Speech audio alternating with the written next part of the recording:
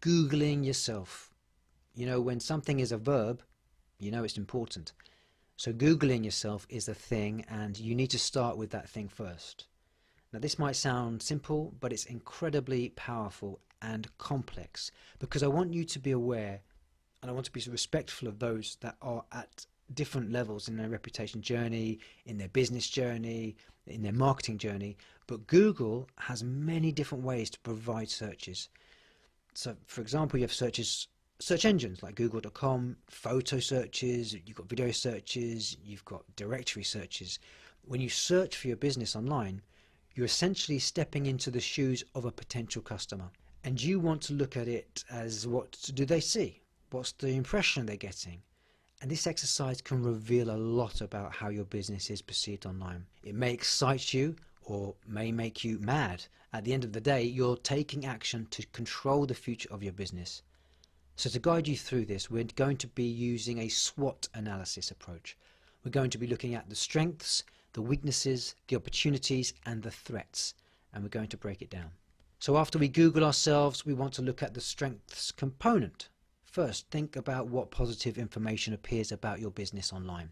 Are there glowing reviews on your Google business profile?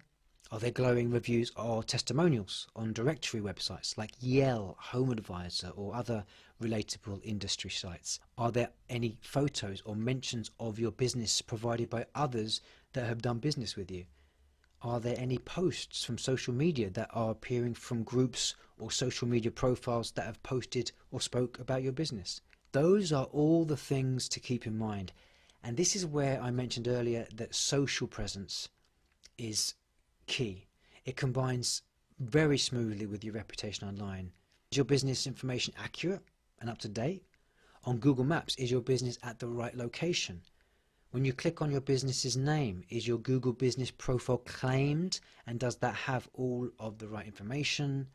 Does it have your hours, your photos, everything you need about your business available? If not, you need to gain control of that profile and fill in the fields it asks for. This includes your name, address, phone number, website, photos, any details, any service listings. It all plays a role in how professional and trustworthy your business appears to potential customers. Now, on the flip side, are there any negative reviews that could be harming your reputation? It's crucial to identify these in depth and quickly, because they can deter potential customers. And we'll use the same concept as I mentioned earlier through social media posts, images, groups, reviews, testimonials on third-party sites. You need to spend some time and dig a little deeper, put on your investigative hat, just see what's obvious and see what may be in the nooks and crannies. Also, we want to check for outdated or incorrect information. Maybe our hours may not be right, maybe we have photos of or information referencing all older services or products. This could confuse potential customers and make your business seem unreliable. And along with this, are there any inconsistencies in how your business is presented across different platforms? Is your naming of your business consistent? Is your tagline consistent? Consistency is key to building trust. So it's important to make sure your information is uniform across the board. See, what was only available to regional, national, publicly traded companies is now available to small to medium-sized businesses. So we are able to use the same concepts that those businesses with unlimited marketing budgets and strategies have to apply it at our scale, at our level. So everything I'm sharing with you is what also large brands are doing as well. In terms of opportunities, as you assess your online presence, think about the improvements you can make based on what you see. How can you leverage the positive content that's already out there to enhance your online presence even further? Maybe it's showcasing those great reviews or testimonials more prominently. Maybe it's posting more frequently. Maybe it's showcasing an article that featured your business. Are there areas where you can increase visibility? Maybe your business is not on a relevant directory site that other competitors or similar businesses are on. Maybe you're not posting enough. Maybe when someone goes to your social media profile, it shows that your last post was 26 months ago. This could mean gathering more customer reviews or working on your search engine optimization to ensure your business is easier to find online And all of it ties back to what people say about you. And lastly, threats. Take the threat seriously. Are there competitors out there with a stronger online presence?